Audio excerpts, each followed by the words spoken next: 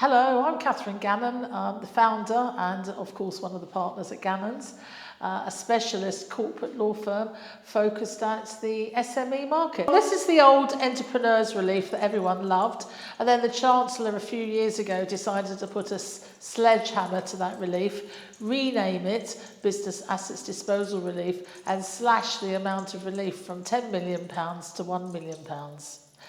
Nevertheless, it's still a very attractive tax saving that's made when intended to help businesses when they sell.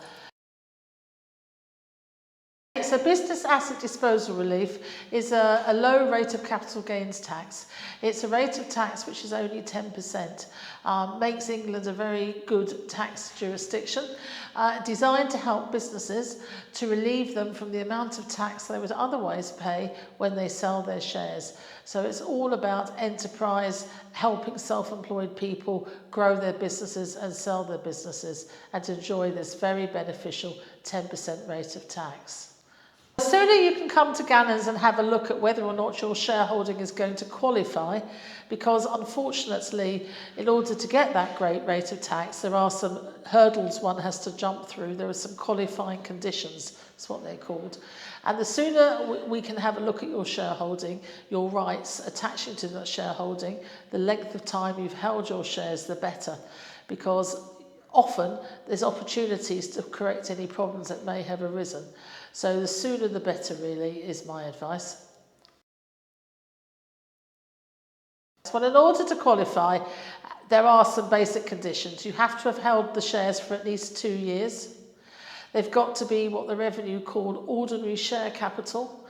That means they've got to have voting, dividend and rights to capital on a winding up. There cannot be any restrictions on the shares, and you must have held them for at least 2 years. And you have to be an officer or a director of the company concerned. You don't have to have been paid a fortune, but you do have to have had an employed position of some sort. It only applies on sale of the business. The £1 million is a lifetime allowance. So if you've already sold a business successfully, you may well have already used up that allowance. If you sell a business and say the proceeds are only £500,000, that means you can carry the rest of your business assets disposal relief, which would be £500,000, forward.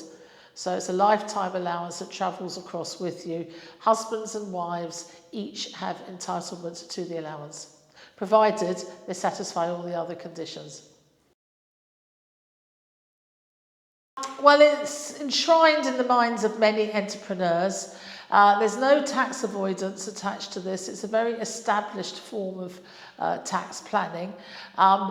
Businesses come to us at all stages.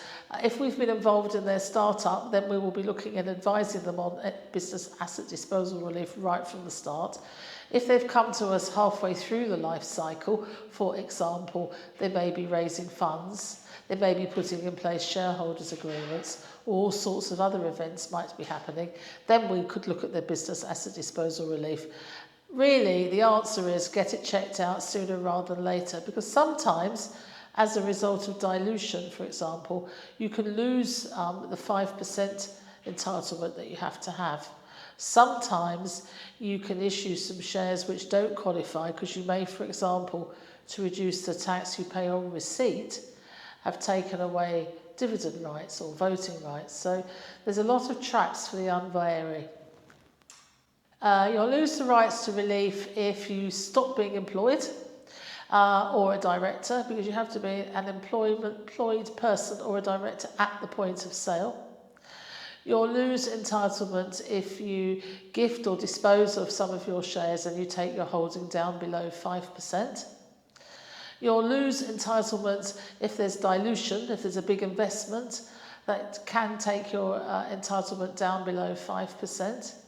And you'll lose entitlement if you start playing around with the share rights, removing voting rights, removing dividend rights. That does happen.